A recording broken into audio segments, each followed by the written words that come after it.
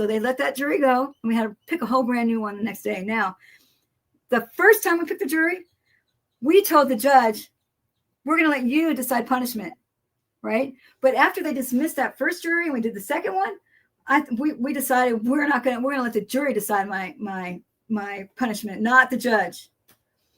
And they didn't like that either. They were mad about that. Why? Because the judge would have thrown the book at me. Right. The jury. Now, here's the problem with when you go to criminal court, guys. It's kangaroo. The prosecutor gets to go first, then we get to rebuttal it, and then they get to go again.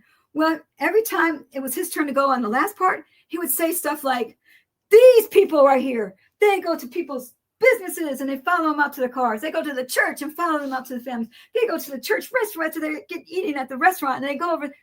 I didn't do any of that. And my guys objecting, we're objecting.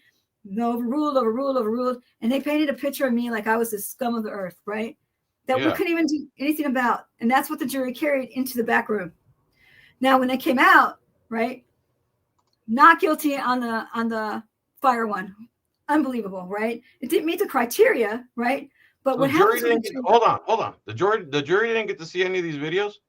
No. They got to see the video, but it had to be stopped right when I put my arm behind my back. Why? The interference was I didn't follow his directions to go across the street. But there's case law saying that you have to give him a reasonable time to do it. We brought that up, overruled. Overruled?